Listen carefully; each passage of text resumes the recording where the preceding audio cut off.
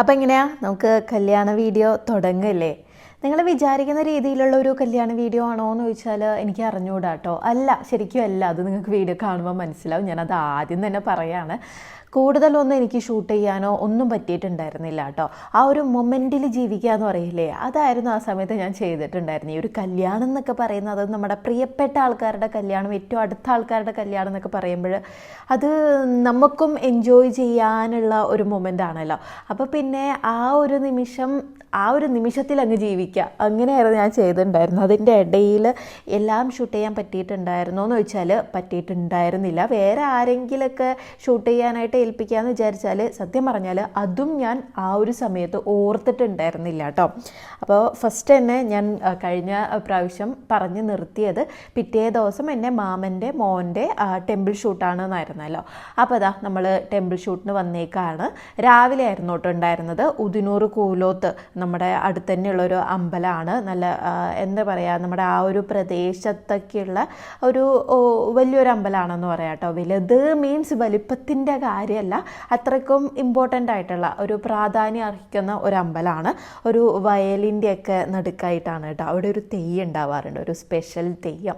അത് ഞാൻ 2-3 തവണയെ കണ്ടിട്ടുണ്ടായിരുന്നുള്ളൂ കേട്ടോ. ഒരു വലിയ ചൂട്ടൊക്കെ ആയിട്ട് അതിൻ്റെ ഇടയിലൊക്കെ ഓടുന്ന അങ്ങനത്തെ ഒരു തെയ്യമൊക്കെ ഉണ്ടാവുന്ന ഒരു അമ്പലമാണ് കേട്ടോ. പുറത്താണ് തെയ്യം ഉണ്ടാവുക, അകത്ത് ഭഗവതി തന്നെയാണ് കേട്ടോ. നമ്മൾ അടുത്ത അമ്പലങ്ങളിലൊക്കെ എന്തെങ്കിലുമൊക്കെ പരിപാടിയോ പൂജയോ കാര്യങ്ങളൊക്കെ ഉണ്ടെങ്കിൽ ഈ അമ്പലത്തിൽ നിന്നാണ് കേട്ടോ വിളക്കും തിരിയൊക്കെ കൊണ്ടുവരാറുള്ളത്. അപ്പോൾ ഈ ഒരു വീഡിയോ ഷൂട്ട് ചെയ്യുക എന്ന് പറയുന്നത് ഒരു ടാസ്ക് ആയിട്ടുള്ളൊരു സംഭവം തന്നെയാണല്ലോ. ആദ്യമൊന്നും എല്ലാവരും, അതും കൂടുതൽ പേരെ വെച്ച് ചെയ്യുമ്പോൾ അതിനേക്കാൾ ഡിഫിക്കൽട്ടാണ്. കാരണം 2 പേര് ശരിയാക്കുമ്പോൾ 2 പേര് മിസ്റ്റേക്ക് ആയിരിക്കും. പിന്നെ 2 പേര് ശരിയാക്കുമ്പോൾ പിന്നെ വേറെ 2 പേര് മിസ്റ്റേക്ക് ആയിരിക്കും. അങ്ങനെ ഈ ഒരു ഷൂട്ട് എത്ര തവണ എടുത്തു എന്നുള്ളത് എന്നെ അറിയില്ല കേട്ടോ. സത്യം പറഞ്ഞാൽ വിഷ്ണു പറഞ്ഞ സമയം കുറച്ച് മാറിയിട്ടുണ്ടായിരുന്നു. അപ്പോൾ അതുകൊണ്ട് തന്നെ നമ്മൾ എത്താനും പിന്നെ എല്ലാവരും കൂട്ടിയിട്ട് എത്തണമല്ലോ, അതൊക്കെ ആയിട്ട് കുറച്ച് സമയമൊക്കെ ഓൾറെഡി തെറ്റി കിടക്കായിരുന്നു കേട്ടോ. ലേറ്റായിട്ട് കിടക്കായിരുന്നു. അപ്പോൾ തന്നെ ആ ഒരു ലൈറ്റ് ഉണ്ടല്ലോ, ആ ഒരു സൂര്യൻ വന്നിട്ടുണ്ടെങ്കിൽ അവർ വിചാരിക്കുന്ന രീതിയിലുള്ള ആ ഒരു മോർണിംഗ് ലൈറ്റിൻ്റെ ആ ഒരു വൈബ് കിട്ടിയില്ല. അതുകൊണ്ടൊരു മൊത്തം ഒരു വെപ്രാളായിരുന്നു കേട്ടോ. ഫോട്ടോഗ്രാഫറുടെ ഭാഗത്തു നിന്നാണെങ്കിലും നമ്മുടെ ഭാഗത്തു നിന്നാണെങ്കിലൊക്കെ തിരക്കായിരുന്നു, സമയം ലേറ്റ് ആയതുകൊണ്ട് തന്നെ. അപ്പോൾ അങ്ങനെ ഈ ഒരു കുളമാണെങ്കിലും നമ്മളെ ആ ഒരു പ്രദേശത്തെ കുട്ടികളൊക്കെ നീന്തൽ പഠിക്കാനും നീന്തൽ പരിശീലനം ഒക്കെയുള്ള കുളമാണ് കേട്ടോ. പക്ഷേ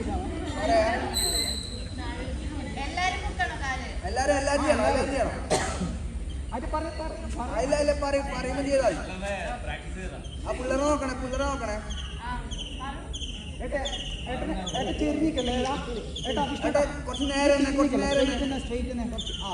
അവിടുന്ന് ചെയ്താൽ കേട്ടോ. ഒക്കെ പറയാം.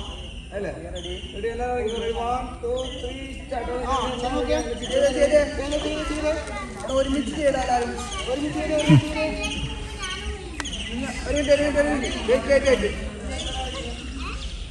ഒരുമിച്ച് ചെയ്യട്ടെ എല്ലാവരും.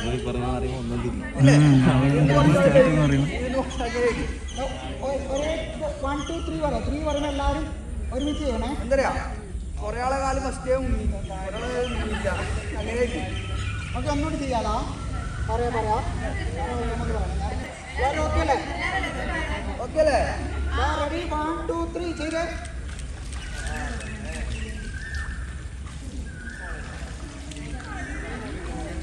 ആരും ക്യാമറ നോക്കണ്ട കേട്ടോ.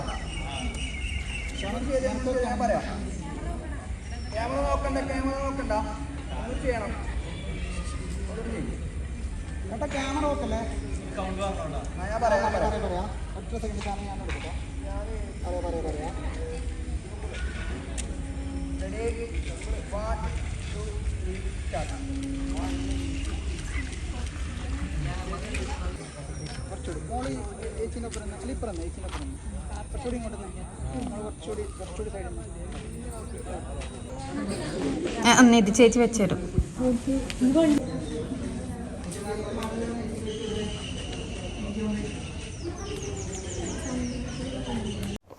ഉച്ചയ്ക്ക് നമ്മൾ പുറത്തുനിന്നായിരുന്നു ഫുഡ് കഴിച്ചിട്ടുണ്ടായിരുന്നത്. വീട്ടിലാണെങ്കിലും കല്യാണ തിരക്കൊക്കെയാണ്. അപ്പം എന്തൊക്കെയോ കാര്യങ്ങൾ ചെയ്ത് തീർക്കാനുണ്ടായിരുന്നു. അതിൻ്റെ ഇടയിൽ കുക്കിങ്ങിനായിട്ടൊരു സമയം മാറ്റി വെക്കാനൊന്നും ഉണ്ടായിട്ടുണ്ടായിരുന്നില്ല. അപ്പോൾ അതാ നമ്മൾ കഞ്ഞി ഹട്ടിൽ, നമ്മുടെ സ്ഥിരം ഒരു ഫുഡ് സ്പോട്ടാണിത്.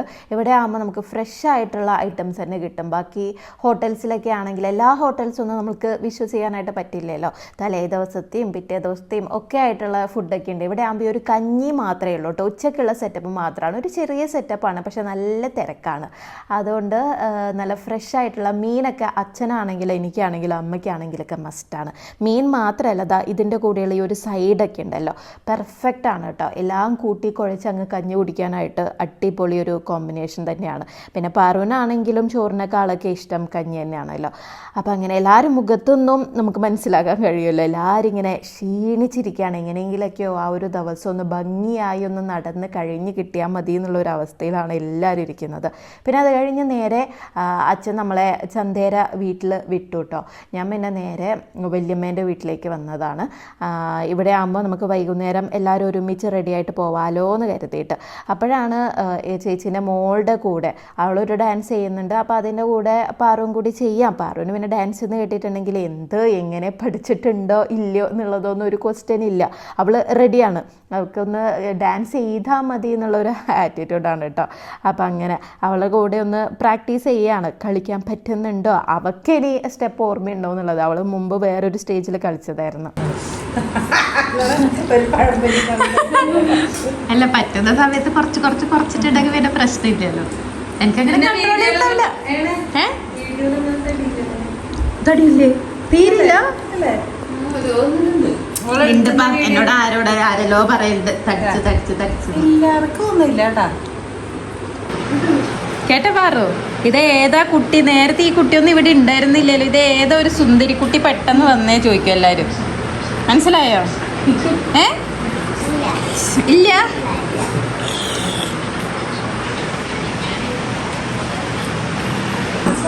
പാറക്കുട്ടി പോവാം. Let's go. Let's go.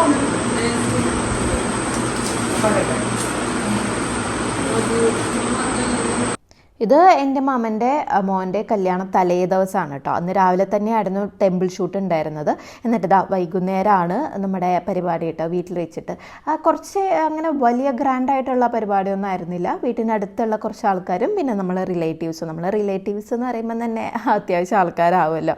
അങ്ങനെ പിള്ളേരുടെ ഡാൻസ് ഉണ്ടായിരുന്നു, നമ്മുടെ ഡാൻസ് ഉണ്ടായിരുന്നു, അമ്മമാരുടെ ഡാൻസ് ഉണ്ടായിരുന്നു. അതിലേറ്റവും നമ്മളെ ഞെട്ടിപ്പിച്ചത് എൻ്റെ അമ്മേൻ്റെ ചേച്ചീൻ്റെ അമ്മേൻ്റെ ഏട്ടൻ്റെയും ഡാൻസ് ആയിരുന്നു കേട്ടോ. പൊളിയായിരുന്നു. വല്യമ്മേൻ്റെ കാര്യം പറഞ്ഞാൽ വല്യമ്മ ആ ഒരു സമയത്ത് വല്യമ്മ 8ാം ക്ലാസ്സിലോ 7ാം ക്ലാസ്സിലെങ്ങാനും പഠിക്കുമ്പോൾ സ്റ്റേജിൽ കളിച്ച ഒരു ഡാൻസ് ആയിരുന്നു കേട്ടോ. അതായത് ഏത് പാട്ടായിരുന്നു? പണ്ടൊരു മുക്കുവൻ, അത് തന്നെയാണെന്ന് തോന്നുന്നു കേട്ടോ. അതായിരുന്നു കേട്ടോ കളിച്ചത്. അതിപ്പോഴും എല്ലാ സ്റ്റെപ്പും ഓർമ്മയുണ്ട് കേട്ടോ. അതാണ് അത് നമ്മൾ ശരിക്കും ഞെട്ടിപ്പിച്ചിട്ടുണ്ടായിരുന്നു. മാമനാണെങ്കിലും പിന്നെ മാമനാണെങ്കിലും നമ്മുടെ കൂടെ കളിക്കാനൊക്കെ ആയിട്ട് വന്നിട്ടുണ്ടായിരുന്നു കേട്ടോ. പാറ് പിന്നെ അവളുടെ ചാൻസ് മാക്സിമം അങ്ങ് മുതലാക്കി കേട്ടോ. അവൾക്ക് അറിയുന്ന പാട്ടാണോ അറിയുന്ന പാട്ടല്ലയോ ഒന്നും നോക്കിയില്ല. ആര് ഡാൻസ് ചെയ്യുന്നുണ്ടോ അവരെ കൂടെ അങ്ങ് ഡാൻസ് ചെയ്ത്, പിന്നെ അവൾക്ക് സിംഗിളായിട്ട് ഡാൻസ് ചെയ്യണം എന്ന് പറഞ്ഞിട്ട് അങ്ങനെ സിംഗിളായിട്ട് ഡാൻസ് ചെയ്ത്, പിന്നെ നമ്മളെ പാട്ടുണ്ടായിരുന്നു. പിന്നെ ലാസ്റ്റൊക്കെ ആകുമ്പോൾ കുറേ ഡാൻസ് ചെയ്ത് വയ്യാണ്ടായി എന്ന് പറയാലോ. അങ്ങനത്തെ ഒരു അവസ്ഥയായിരുന്നു കേട്ടോ. എന്തായാലും എല്ലാവരും കൂടിയിട്ട് അടിപൊളി ഒരു ഫംഗ്ഷൻ തന്നെയായിരുന്നു. ശരിക്കും അടിച്ച് പൊടിച്ച് തിമിർത്ത് എന്ന് പറയാം കേട്ടോ. പിന്നെ അങ്ങനെ പിറ്റേ ദിവസം കല്യാണമാണ്. അപ്പോൾ അധികം ലേറ്റാക്കാൻ പറ്റില്ല, രാവിലെ തന്നെ പോകണം. അതുകൊണ്ട് പിന്നെ അധികം അങ്ങ് ഞാൻ മുഴുവനായിട്ട് പരിപാടി കഴിയാനായിട്ട് നിന്നില്ല. ഞാൻ തിരിച്ച് വീട്ടിലെത്തിയതിന് ശേഷം ഭയങ്കര അടിപൊളി പരിപാടി ഉണ്ടായിരുന്നു എന്ന് പറയുന്നുണ്ടായിരുന്നു. അതുകൊണ്ട് ഞാനും അച്ഛനും അമ്മയും പിന്നെ നമുക്ക് കടപ്പുറത്തേക്ക് എത്തണമല്ലോ. അപ്പോൾ അങ്ങനെ നമ്മൾ വേഗം തിരിച്ച് വന്ന്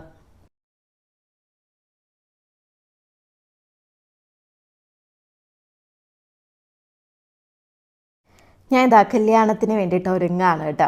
പിറ്റേ ദിവസം നല്ലൊരു ഉറക്കമൊക്കെ ഉറങ്ങി എഴുന്നേറ്റ് ഇതിന് തന്നെയായിരുന്നു കേട്ടോ ഞാൻ തലേ ദിവസം കുറച്ച് നേരത്തെ വന്നിട്ടുണ്ടായിരുന്നത്.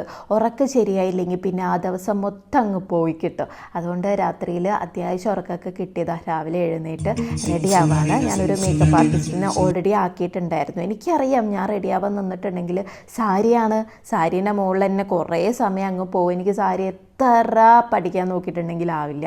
അപ്പോൾ സാരീൻ്റെ കൂടെ കുറേ സമയം പോയിട്ടുണ്ടെങ്കിൽ പിന്നെ കാര്യമായിട്ടൊന്നും മേക്കപ്പ് ചെയ്യാനൊന്നും പറ്റില്ല. നമുക്ക് അടിച്ചു പൊളിക്കാനുള്ള എന്താ പറയുക ഷൈൻ ചെയ്യാനുള്ള ഒരു ചാൻസ് ആണല്ലോ. അപ്പോൾ അങ്ങനെ പയ്യന്നൂർ ചൈതന്യ എന്ന് പറഞ്ഞൊരു മേക്കപ്പ് ആർട്ടിസ്റ്റിനെ ആക്കിയിട്ടുണ്ടായിരുന്നു കേട്ടോ. അപ്പോൾ ആറുക്കുട്ടിക്കും ചെറുതായിട്ടൊരു ടച്ചപ്പൊക്കെ ചെയ്തിട്ടുണ്ടായിരുന്നു. അത് കാര്യമൊന്നും ഉണ്ടായിരുന്നില്ല കേട്ടോ. ഓഡിറ്റോറിയത്തിലേക്ക് എത്തുമ്പോഴേക്കും അവളെല്ലാം ശരിയാക്കിയിട്ടുണ്ടായിരുന്നു. അങ്ങനെ ആൾക്കാണെങ്കിൽ പിന്നെ മേക്കപ്പ് ചെയ്യാനും ഭയങ്കര ഇഷ്ടമാണ് കേട്ടോ. എൻ്റെ അടുത്ത് എപ്പോഴും പറയും അമ്മ ലിപ്സ്റ്റിക്ക് ഇട്ട് തരൂ, അമ്മ ഐ ഷാഡോ എന്നൊക്കെ പറഞ്ഞിട്ട് വരാറുണ്ട്. പക്ഷേ ഞാനങ്ങനെ എവിടെയെങ്കിലൊക്കെ എന്തെങ്കിലുമൊക്കെ ഫങ്ഷൻ ഉണ്ടാകുമ്പോൾ അവൾക്ക് ചെയ്ത് കൊടുക്കാറുണ്ട്. അല്ലാതെ ചെയ്ത് ഞാനങ്ങനെ പ്രോത്സാഹിപ്പിക്കാറില്ല കേട്ടോ. അതൊക്കെ കെമിക്കലാണല്ലോ.